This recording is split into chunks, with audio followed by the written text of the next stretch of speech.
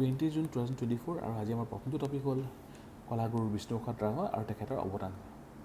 আৰু বিষ্ণু ৰাভাৰ জন্ম হৈছিলে 1909 ঢাকাত আৰু তেখেতে অসমৰ ক্ষেত্ৰত সুদূৰ প্ৰসাৰী ভালেখিনি কণ্ট্ৰিবিউশ্যন আছিলে in the literary cultural as well as the political field. যদি আমি তেখেতৰ মিউজিকেল যিখিনি কণ্ট্ৰিবিউশ্যন সেইখিনি কওঁ, তেখেতৰ গানখিনিক আমি কালেক্টিভলি ৰাভা সংগীত বুলি কওঁ, বিষ্ণু ৰাভা সংগীত বুলি কওঁ। And he composed over 2000 songs, okay? আৰু তেখেতৰ ছংছবোৰ যিবোৰ থিম থাকে তাৰ সেইখিনিত voice for the weaker section, then কৃষক আৰু agriculture farmers, workers revolt, revolutionary ideas etcetera include আছিলে, অ'কে? ফেমাছ ছং সুৰৰে দেউলৰে। ডান্সৰ ক্ষেত্ৰত he was a famous dancer. He founded the Kala Bharati academy in Tezpur আৰু he was awarded the Kalaguru title by Dr. Sarbapalli Radhakrishnan at Varanasi for his mesmerizing Tandava dance of Lord Shiva. যদি movie ক্ষেত্ৰত চাওঁ, he was a actor, he was a director and he was a music composer also', okay?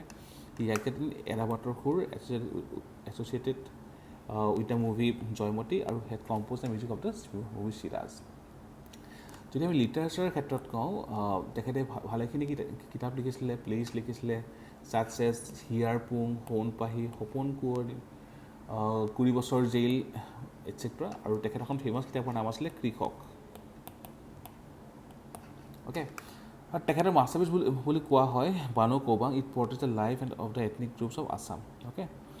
তো যদি political ফিল্ডত চাওঁ, তো he was member of RCPI মানে হ'ল revolutionary communist party of India and he participated in the arm struggle against British, okay? তো in 1929 he became the general secretary of the Ripon college, okay? আৰু সেইখিনি সময়ত তেখেত মহাত্মা গান্ধীৰ ইনফ্লুয়েঞ্চত আহিছিলে আৰু he join 1930 civil disobedience movement, okay? তেতিয়া হি কেম টু তেজপুৰ আৰু ইয়াতে ভেৰিয়াছ পলিটিকেল এক্টিভিটিজ যেনেকৈ people's freedom, then panchayat raj institutions এটচেট্ৰাৰ কাৰণে তেখেতে ৱৰ্ক কৰিছিলে, অ'কে? তো very important for GS5 perspective this year. Next টপিকটো হ'ল গ্ল'বেল এনাৰ্জি ট্ৰানজিশ্যন। প্ৰিলিমছৰ কাৰণে ইম্পৰ্টেণ্ট বহুত। ইণ্ডিয়াৰ ৰেংক 63rd, টপ ৰেংকাৰ যদি চাওঁ Sweden, Denmark, Finland, Switzerland, France, Norway, Iceland, Austria, Estonia আৰু নেদাৰলেণ্ড, অ'কে? তো it was develop with the ambitions to comprehensively monitor the global energy transition, okay? যদি আমি ইয়াৰ example কথা কওঁ, যদি আমি অসমৰ ক্ষেত্ৰত ধৰোঁ, অসমৰ ভালেখিনি ট্ৰানজিশ্যন হৈ আছে। ফৰ এক্সাম্পল আমি EV ফচিল ফুৱেলৰ পৰা EV কাৰলৈকে আমি শ্বিফ্ট কৰি আছোঁ আৰু অসমৰ Assam is leading in the 3 wheeler category in India. ইয়াৰ বাহিৰে the solar impetus towards the solar energy etcetera there various initiative by Assam government. যদি আমি ৱৰ্ল্ডৰ ক্ষেত্ৰত চাওঁ, প্ৰিলিমছৰ কাৰণে এইখিনি ইম্পৰ্টেণ্ট। COP28ত global renewables and energy efficiency pledge, G20 addressing technology gaps of energy transition, WEF আৰু IEA বা ইণ্টাৰনেশ্যনেল এনাৰ্জি এজেঞ্চিৰ জাষ্ট এনাৰ্জি ট্ৰানজিশ্যন পাৰ্টনাৰশ্বিপ, আৰু অলৰেডি আমি যোৱাকালি ডিছকাছ কৰিছিলোঁ ইউৰোপৰ carbon border adjustment mechanism. Very important for prelims perspective. Next topic is resolve Tibet. Now resolve Tibet act, to the US has enacted a new law for countering China's long-standing claim over Tibet. তো geopolitical implications চাওঁ, enhance US support for Tibet, pressure on Beijing and international coordination. আৰু এই লখনে কি কৰিব? Countering the Chinese disinformation about Tibet, then policy on Tibet status. Now it has now become US official policy that the dispute over Tibet status is unresolved. Promoting dialogue without precondition, etc. তো very important. আৰু মেইনছৰ পাৰ্চপেক্টিভত IR কুৱেশ্যনত যদি আমি dimension use কৰিব পাৰিম। The next topic is Nalanda university. Now regarding Nalanda university, it is established in Bihar. আৰু in the Nalanda university there were various famous books, etc., and various famous scholars from various countries such as Korea, Japan, China, Tibet, etc. Came for studies, okay? As per information, it can accommodate around 10,000 students and 2,000 professors, okay? আৰু ইয়াৰ main ছাবজেক্টখিনি আছিলে arts, medicine, then mathematics, astronomy, politics, warfare, etcetera, okay? So Nalanda played a vital role in Buddhist education also, or including 𝐓𝐻 from China who studied and taught here. So 𝐓𝐻 তেখেতে ইয়াত থাকিছিলে, ইয়াত পঢ়িছিলে আৰু ইয়াত শিকাইছিলে. Okay. Now ইয়াৰ বাহিৰে there are various universities. Second one is the Taxila University. Now Taxila is famous because Chanakya, then Chandragupta Maurya, then Ayurvedic healer Charaka etc. were associated with Taxila. আৰু ইয়াতে again the Veda, the law, medicine etc. ইয়াত discuss কৰা হৈছিলে. তাৰ বাহিৰে Odanta University by King Gopala I, Vikramshila University by Queen Dharmapala, Vallabhi University by Maitraka dynasty, Kanchipuram by Pallava, Mandaketa in Karnataka, Puspagiri, Saradapeeth, Nagarjunakonda University etc. are various famous ancient universities of India, very important for GS1 perspective, mains or local prelims or current. The next topic is judicial activism. It is in the news. Now, in this article, it has been discussed that the judiciary aims to establish a rule of law by enforcing good governance norms and upholding socio-economic ideals. Okay, but it must also exercise restraint. So, judicial activism of various dimensions, like constitutional dimensions, Article 13, 32, 226, 141, 142, etc. Are discussed here, and also about the PIL.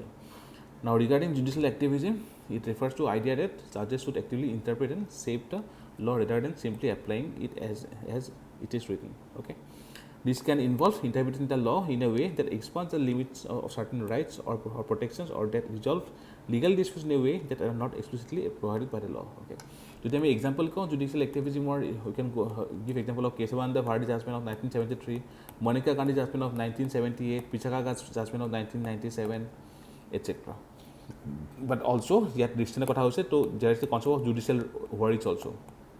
Now judicial overreach মানে হ'ল, it's a situation.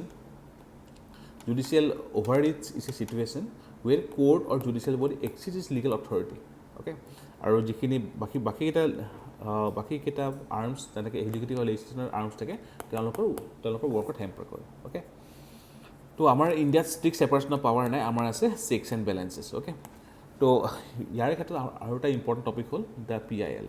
তো supreme কোৰ্টে PIL define কৰিছে it's a legal action initiated in a court of law for the enforcement of public interest or general interest in which the public or a class of the community have pecuniary interest or some interest by which their legal rights or liabilities are affected. তো যদি আমি ইয়াৰ ক্ষেত্ৰত discuss কৰোঁ যে ইণ্ডিয়াত PILৰ কনচেপ্টটো আহিছিলে early 1980s পৰা. Okay, তো mainly justice V. Krishna Iyer আৰু justice P.N. Bhagawati were the pioneers of the concept of PIL in India. The interest of PIL was facilitated by the legislation of the traditional rule of locus standi. তাৰমানে কি হয়, the only ইয়াতে যিজন person affected হৈছে তেখেতে অকল cash নিদিব পাৰে, তেখেতৰ জেগাত বেলেগেও দিব পাৰে. Okay, there are various famous judgment from PIL also. Okay, the one is the famous S.P. Gupta judgment for redressal due to disabilities. Then M.C. Mehta judgment already mentioned Hudise for it is a environmental PIL. So environmentalization of the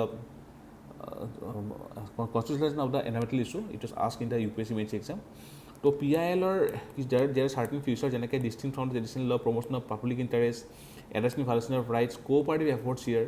Okay, so it's very important for a democracy, for asserting role of court and redressing public issues. Okay, আৰু যদি আমি চাওঁ কনষ্টিটিউশ্যনৰ পৰা যে article 39A of DPSP, okay, access to justice etc., social reform, so these are significance of the PIL, important for GS2 আৰু prelims perspective. The next topic is Panchayat delimitation, very important for DCR mains. Okay, so recently CM announced that there will be Panchayat delimitation from August. Okay, so Assam Cabinet recently approved a transformative proposal that aims to reorganize development blocks and conduct delimitation of the 3 tier of the Panchayat areas. Last year যেনেকৈ APSC mentioned সুধিছিলে administrative reform, so Panchayat reform বা ইয়াৰ ওপৰত question আহিব পাৰে. Now as per 2023 Panchayat Amendment Act, District Delimitation Commission consists of district collector, chairman, chief executive officer, Jilla Panchayat as member secretary, and election officer as member will determine the size of Jilla Panchayat, Anshalik Panchayat and Gram Panchayat constituencies. Okay, তো ইয়াত কোৱা হৈছে পঞ্চায়তৰ ৰিঅৰ্গানাইজেশ্যনৰ কথা.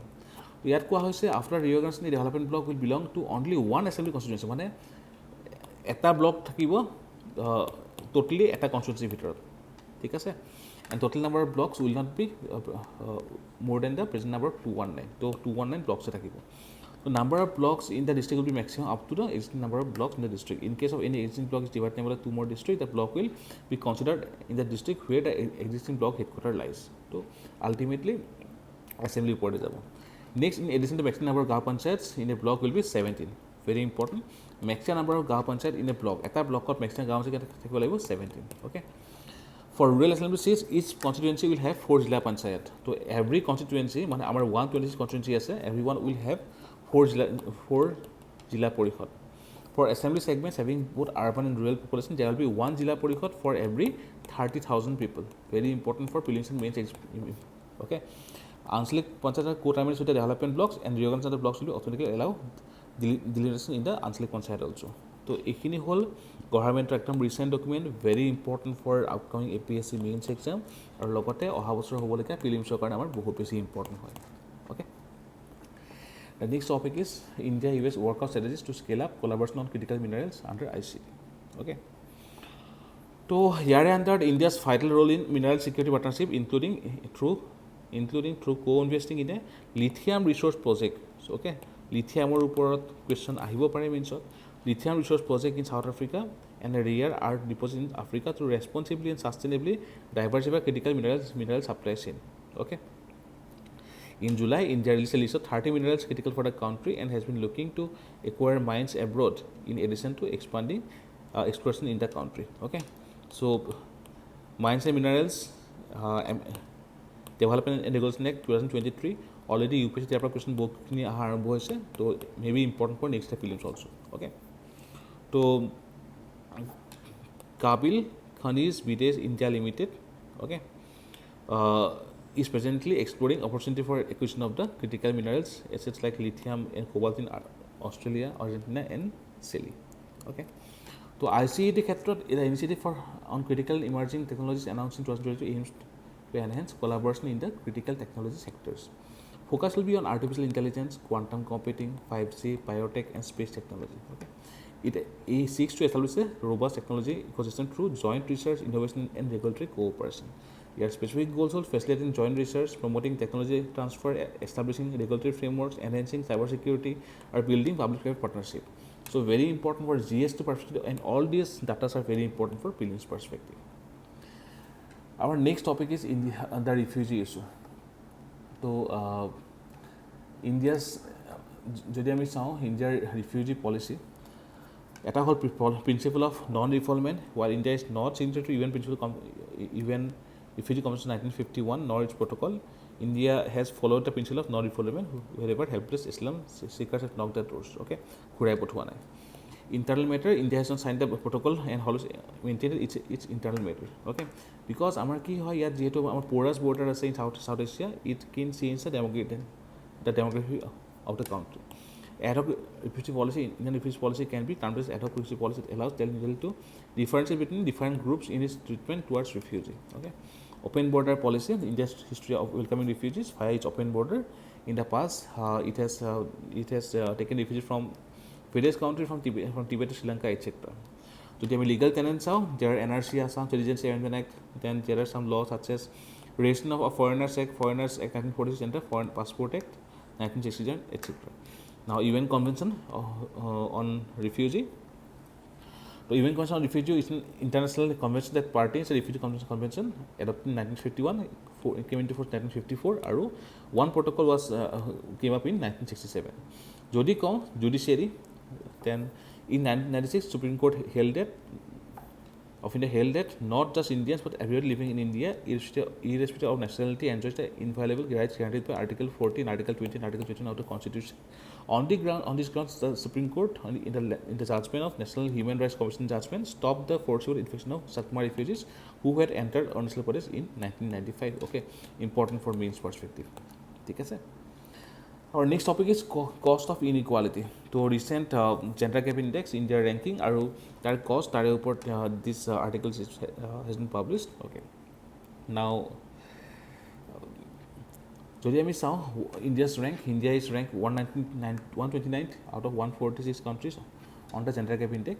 Okay, India's health and service score only is 0.951, meaning 95.1% of the gender gap is closed.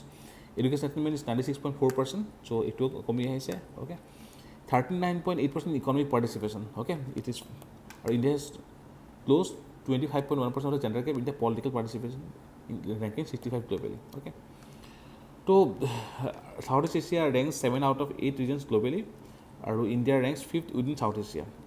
So what are the economic costs? The economic cost is gender-based discrimination could cost the legal economy up to 12 trillion according to OECD. Reducing gender discrimination can increase the GDP growth. Gender equality should be part of economic policy making and not an afterthought. So অসমে এই বছৰ আমাৰ gender budget যোৱা বছৰৰ পৰা আমাৰ Assam গভৰ্ণমেণ্টে launch কৰা start কৰিছে. Okay, so' it will address the SDG 5 gender equality and also' the SDG 10 মানে ৰিডিউচিং ইকুৱালিটি. অ'কে.